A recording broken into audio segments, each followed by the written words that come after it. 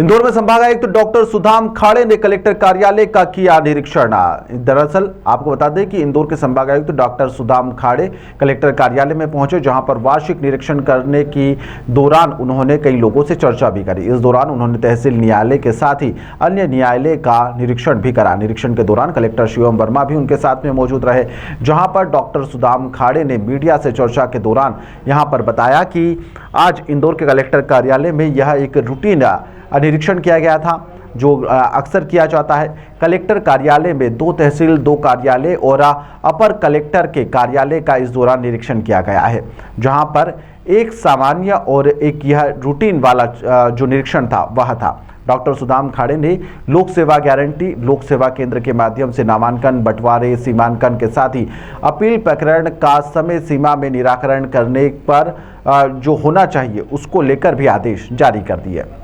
उसका निरीक्षण किया जाता है और उसमें अगर कुछ कमियां हैं, कुछ अच्छे काम भी होते हैं, उनको अच्छे कामों को शेयर किया जाता है बाकी लोगों के साथ, और कुछ कमियां तो उनको बता के सुधार के लिए बताया जाता है। साथ ही जो भी प्रगति होती है, विशेषतः जो हमारी, आप भी जानते हैं कि लोक सेवा गारंटी के तहत और लोक सेवा केंद्र के माध्यम से नामांतरण, बंटवारे, सीमांकन और अपील प्रकरण उसका समय सीमा में निराकरण करना आवश्यक है।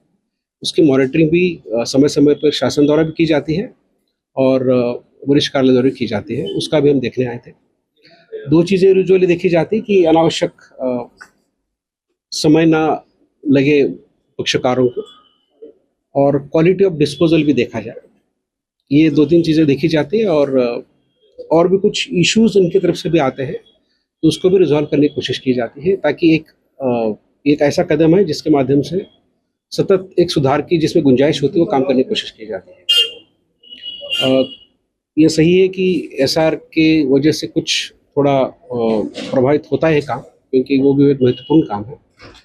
और लेकिन अभी जैसे कि समय आ गया है और आने वाले समय में ये सभी प्रकरण समय समय निराकरण होंगे, और विशेषतः वसूली का भी अभियान जो इसे कलेक्टर साहब ने कहा मुझे कि वो भी प्रारंभ करेंगे। जो राजस्व के महत्वपूर्ण काम है उसको फिर और बढ़ावा दिया जाएगा।